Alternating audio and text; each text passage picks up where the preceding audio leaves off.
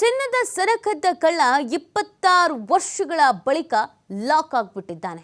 26 ವರ್ಷಗಳ ಬಳಿಕ ಆರೋಪಿಯನ್ನ ಪೊಲೀಸರು ಬಂಧಿಸಿದ್ದಾರೆ.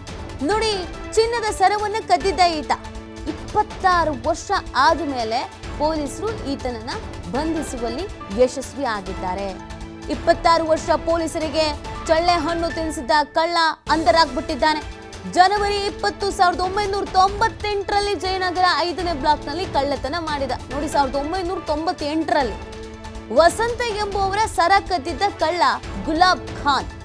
ಘಟನೆ ನಡೆದು 26 ವರ್ಷಗಳ ಬಳಿಕ ಗುಲಾಬ್ ಖಾನ್ ಇದೀಗ ಅಂಧರಾಗಿದ್ದಾನೆ. ರಾಮನಗರದಲ್ಲಿ ಗುಲಾಬ್ ಖಾನ್ ಬಂಧಿಸಿದ್ದಾರೆ ಜಯನಗರ ಪೊಲೀಸ್. ಬೆಂಗಳೂರಲ್ಲಿ ಕಳ್ಳತನ ಮಾಡಿದ್ದ, ಆದ್ರೆ ಆತ ರಾಮನಗರದಲ್ಲಿ ಹೋಗಿದ್ದ. ನೋಡಿ, ಕೆಲವು ಕೇಸ್ಗಳನ್ನ 2 ವರ್ಷ 3 ವರ್ಷ ಆಗ್ತಿದ್ದಂಗೆ ನಾವು ಕೈ ಚೆಲ್ಲಿ ಬಿಡ್ತೀವಿ. ಅಯ್ಯೋ ಇದಾಗಲ್ಲ, 2 ವರ್ಷ ಆಯ್ತು 3 ವರ್ಷ ಆಯ್ತು ಒಂದು ಸಿಕ್ಕಾಕೊಳ್ಳಲ್ವೇನೋ ಅಂತ.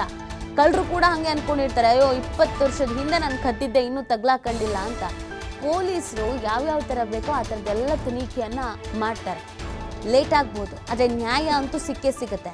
ಯಾರು ಅನ್ಯಾಯ ಮಾಡಿರ್ತಾರೋ ಅವ್ರಿಗೆ ಶಿಕ್ಷೆ ಆಗೇ ಆಗತ್ತೆ. 26 ವರ್ಷದ ಬಳಿಕ ಈತ ಲಾಕ್ ಆಗಿದ್ದಾನೆ. ಇಂಟ್ರೆಸ್ಟಿಂಗ್ ಅನಿಸ್ತಾ ಇದೆ. ಹೇಗೆ ತಗ್ಲಾಕೊಂಡ, ಎಲ್ಲಿ ಸಿಕ್ಕಿ ಬಿದ್ದ, ಹೆಂಗೆ ಗೊತ್ತಾಯಿತು, ಪೊಲೀಸರು ಯಾವ ಥರ ಈತನ ಬೆನ್ನು ಹತ್ತಿದ್ರು, ಇದೆಲ್ಲದ್ರ ಬಗ್ಗೆ ಮಾಹಿತಿ ಲಭ್ಯವಾಗಬೇಕಾಗಿದೆ. ಇದೊಂದು ದೊಡ್ಡ ಸಿನಿಮಾನೇ ಮಾಡ್ಬೋದು ಅಂತ ಕಾಣುತ್ತೆ. 26 ವರ್ಷ ಒಂದು ಚೈನ್ ಕಳ್ಳತನ ಮಾಡಿದವನ್ನ ಹಿಡಿಯೋದಕ್ಕೆ ಬೇಕಾಯಿತು ಟೈಮು. ಅಂದರೆ ಈತ ಯಾವ್ಯಾವ ಥರ ಯಾಮಾರಿಸಿದ್ದ ಅನ್ನೋದನ್ನ ನಾವಿಲ್ಲಿ ನೆನಪಿಸ್ಕೊಳ್ಬೇಕಾಗತ್ತೆ. ಜನವರಿ 20, 1998ರಲ್ಲಿ ಜಯನಗರದಲ್ಲಿ ಈತ ಸರ ಕಳ್ಳತನ ಮಾಡಿದ್ದಂತೆ. ವಸಂತ ಎಂಬುವರ ಸರ ಕದ್ದು ಎಸ್ಕೇಪ್ ಆಗಿದ್ದಂತೆ. ಸೊ ಫೈನಲಿ ಇದೀಗ ಈತ ಪೊಲೀಸರ ವಶದಲ್ಲಿ ಇದ್ದಾನೆ. ಇದನ್ನ ಹೇಗೆ ಸರ್ಚ್ ಮಾಡಿದ್ರು, ಹೇಗೆ ತನಿಖೆ ನಡೆಸಿದ್ರು, ಇದೆಲ್ಲದ್ರ ಬಗ್ಗೆ ಮಾಹಿತಿ ಲಭ್ಯವಾಗಬೇಕಾಗಿದೆ. ಈ ಬಗ್ಗೆ ಮತ್ತಷ್ಟು ಮಾಹಿತಿಯನ್ನು ನೀಡ್ತಾರೆ ನಮ್ಮ ಪ್ರತಿನಿಧಿ ಸಂತೋಷ್. ಈ ಪ್ರಕರಣ ನೋಡ್ತಾ ಇದ್ರೆ ನಿಜವಾಗ್ಲೂ ಆಶ್ಚರ್ಯ ಅಂತ ಅನ್ಸುತ್ತೆ. 26 ವರ್ಷದ ಬಳಿಕ ಲಾಕ್ ಆಗಿರೋದು. ಹೇಗೆ ತನಿಖೆ ನಡೆಸಿದ್ರು, ಯಾವ ರೀತಿಯಾಗಿ ಈತ ಲಾಕ್ ಆದ? ನೀತಿ ಸುಮಾರು 20 ವರ್ಷಗಳ ಬಳಿಕ ಆರೋಪಿಯನ್ನ ಬಂಧಿಸಿರುವಂತದ್ದು. ಏನು ಗುಲಾಬ್ ಖಾನ್ ಎಂಬ ಆರೋಪಿ ಬಂಧನ ಆಗಿರುವಂತದ್ದು. ರಾಮನಗರದಲ್ಲಿ ವೆಲ್ಡಿಂಗ್ ಕೆಲಸವನ್ನು ಮಾಡ್ಕೊಂಡಿದ್ದ.